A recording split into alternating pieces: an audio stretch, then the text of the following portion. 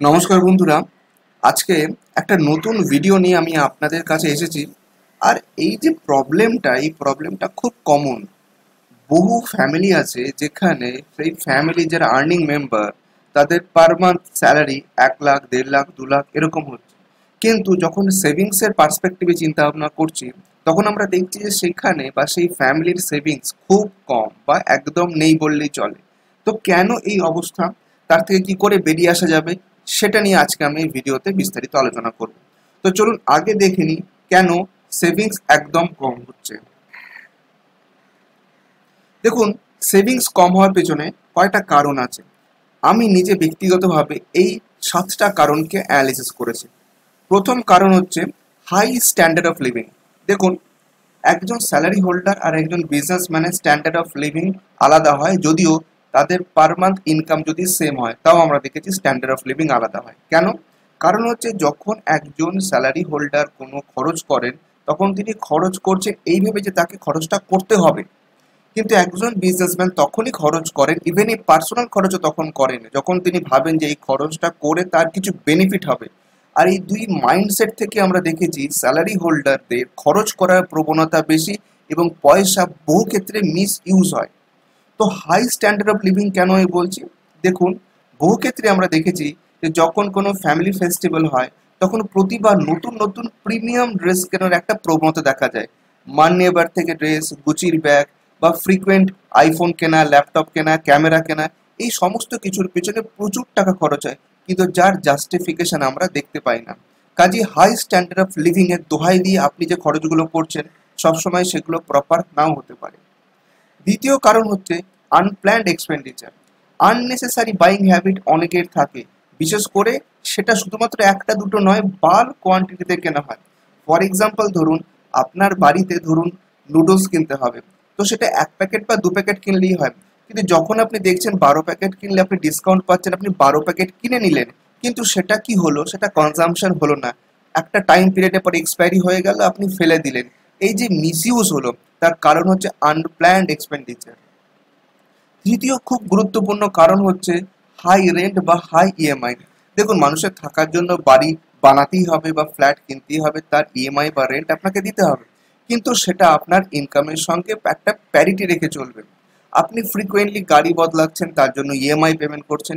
তো আলটিমেটলি দেখলে আপনি যদি খুব ডিপলি ভাবেন যে এগুলো আননেসেসারি হয়ে যায় অনেক সময়, তো সেগুলো কিন্তু আপনার যে সেভিংস, সেটাকেও ধীরে ধীরে ধীরে ধীরে সেভিংসটাকে কমিয়ে ওয়েস্টেজের দিকে নিয়ে যায়। নেক্সট হচ্ছে লাক্সারি প্রোডাক্টের উপর ফোকাস করা। বহু ক্ষেত্রে আমরা দেখেছি যে ক্ষেত্রে একটা খুব নর্মাল প্রোডাক্ট দিয়ে আপনার পারপাস সলভ হয়ে যাবে, সেখানে আপনি প্রিমিয়াম প্রোডাক্ট, হাই প্রাইস দিয়ে একটা প্রোডাক্ট কিনছেন জাস্ট টু শো যে আপনার ইনকামটা বেশি, কিন্তু সেটা দরকার ছিল না। এই লাক্সারি প্রোডাক্টের প্রতি ভালোবাসা অনেক সময় দেখা যায় আপনার পার মান্থ যে সেভিংস আছে সেটাকে ওয়াইপ আউট করে দিচ্ছে। আননেসেসারি আমরা বহু ক্ষেত্রে দেখি যে পার্লার বা বিভিন্ন জায়গা রয়েছে যেখানে গিয়ে আননেসেসারি খরচ করা হয়। কোনো কারণ নেই 20,000 25,000 টাকা দিয়ে আপনি একটা ফেসিয়াল করলেন বা কিছু একটা আপনি গ্রুমিং করে এলেন। তো এগুলো লাক্সারি, কিন্তু দরকার ছিল না। তো এই জিনিসগুলোকে আপনাকে আস্তে আস্তে কাটেল করতে হবে বা আপনাকে ভাবতে হবে যে ফ্রিকোয়েন্সিটা কমিয়ে দেবো, 3 মাসে একবার বা 4 মাসে একবার। তো এইগুলো আপনাকে কিন্তু থট প্রসেসে রাখতে হবে। মিসম্যানেজমেন্ট অফ মানি, এইটা বিশেষ করে একটা বিশেষ সেক্টর, আমি নাম বলবো না, বিশেষ সেক্টরের যারা স্যালারি হোল্ডার তাদের ক্ষেত্রে দেখা যায় যে তারা খুব রিস্কি প্রোডাক্টে ইনভেস্ট করেন এবং তারা সবসময় যখনই কোনো ফিনান্সিয়াল প্রোডাক্ট আসে, তার কি কি বেনিফিট বা তার থেকে কি কি আমরা অ্যাডভান্টেজ নিতে পারি, তার রিস্ক অ্যাপেটাইট কত বা তার কতটা প্রফিটেবিলিটি আছে, সব না ভেবে তাকে পায়োনিয়ার হতে হবে ভেবেই কিন্তু তারা ইনভেস্ট করেন। ফর এক্সাম্পল, যখন বিটকয়েন এলো, একটা সেক্টরের আমরা দেখেছি যে সেক্টরের মানুষ আছে যারা কিছু বুঝুক না বুঝুক বিটকয়েন ইনভেস্ট করে দিয়ে তার পরের বছর দেখলেন লস হয়েছে। তো এইরকম রিস্কি প্রোডাক্টে উইদাউট ফিনান্সিয়াল অ্যানালিসিস যদি আপনি ইনভেস্ট করেন, তাহলে কিন্তু বহু ক্ষেত্রে আপনার কষ্টার্জিত টাকা ধীরে ধীরে ধীরে ধীরে কমতে থাকে। নেক্সট 6 নম্বর পয়েন্ট যেটা, সেটা তো একদম বাস্তব পয়েন্ট। আমি নিজে প্র্যাকটিক্যালি দেখেছি যে যদি 10 জন ব্যক্তি থাকে যাদের ইনকাম পার মান্থ 1 লাখ টাকার বেশি, তার মধ্যে মাত্র 1 জন বা 2 জন আছেন যারা ফিনান্সিয়াল অ্যাডভাইজারের কাছে গিয়ে তাদের পুরো ফিনান্সিয়াল প্ল্যানিংটা করান। বাকি 8 জন নিজেরাই নিজেদেরকে ফিনান্সিয়াল অ্যাডভাইজার ভাবেন এবং নিজেদের চিন্তা ভাবনা মতোই তারা ফাইন্যান্সিয়াল প্ল্যানিং করেন। কাজেই দেখা যায় যে তারা পোর্টফোলিও যে অ্যাডভান্টেজ, সেই পোর্টফোলিও অ্যাডভান্টেজটা তারা পান না। কাজেই ফাইন্যান্সিয়াল অ্যাডভাইজারদের সঙ্গে কনসালটেশন না করাটাও কিন্তু একটা বড় কারণ হয়ে দাঁড়ায়। 7 নম্বর পয়েন্ট হচ্ছে মনোটাইপ ইনভেস্টমেন্ট। এটা কি একটু বুঝিয়ে বলি। অনেক মানুষের পার্সোনাল কোনো প্রোডাক্টের প্রতি স্পেশাল ভালোবাসা থাকতে পারে। বহু ক্ষেত্রে আমরা দেখেছি যে এরকম অনেক ব্যক্তি আছে, বিশেষ করে আমাদেরই অনেক ক্লায়েন্ট আছে, যে কিছু না হোক পোস্ট অফিসে 2 কোটি টাকা ইনভেস্টমেন্ট করে রেখেছে, বা সে প্রতি মাসে এলআইসি প্রিমিয়াম দেয় 75,000 টাকা, 80,000 টাকা।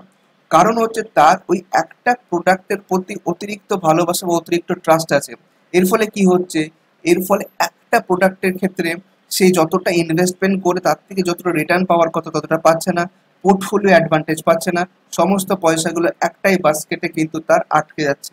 এইরকম নানা রকম কারণ আছে যার জন্য আমরা দেখছি হাই ইনকাম করা সত্ত্বেও তাদের পার মান্থ সেভিংস কিন্তু খুব কম হচ্ছে। তো এবার তো প্রবলেমগুলো বললাম, এবার দেখি সলিউশন কি আছে। আমরা প্রত্যেককে টেলার মেড সলিউশন দিই।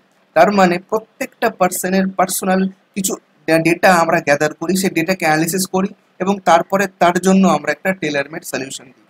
তো যখন আমরা ফিনান্সিয়াল অ্যানালিসিস করি তখন আমরা কি কি জিনিস দেখি, তার এজ দেখি, তার ফিনান্সিয়াল ব্যাকগ্রাউন্ড দেখি, কোয়ালিফিকেশন দেখি, ফ্যামিলি হেলথ কন্ডিশন দেখি, মানে তার বাড়িতে কে কে আছেন, মা বাবা আছেন কি না, তাদের হেলথ কন্ডিশন কিরকম, এই সমস্ত কিছু আমরা দেখি।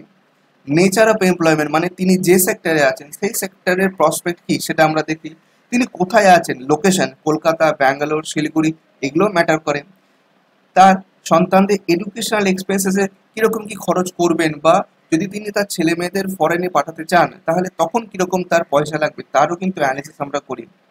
ফিউচার গোলটা কি, অনেক সময় আমরা দেখি যারা স্যালারিড এমপ্লয় তাদের একটা মাথায় পারসেপশন থাকে, যখন আমার এজ 50 হবে আমি এই অর্গানাইজেশন ছেড়ে নিজে থেকে একটা বিজনেস করব বা আমি একটা প্রফেশনে আসবো। তো সেরকম যদি ফিউচার কেরিয়ার গোল থাকে সেটাকেও কিন্তু আপনার ফাইন্যান্সিয়াল প্ল্যানিং এর মধ্যে আনতে হবে। এবং তার সঙ্গে আরো দেখতে হবে যে আজ অব্দি আপনি কতটা ফিনান্সিয়াল বা মানি অ্যাকোয়ার করেছেন বা ওয়েলথ অ্যাকুমুলেশন করেছেন, আপনার লোন বা বরোইং কি আছে সেটাও কিন্তু আমরা দেখি। তো বন্ধুরা, এইরকম নানা রকম পয়েন্ট আমরা দেখার পর আমরা তার একটা প্রপার ফিনান্সিয়াল অ্যানালিসিস করে দিই।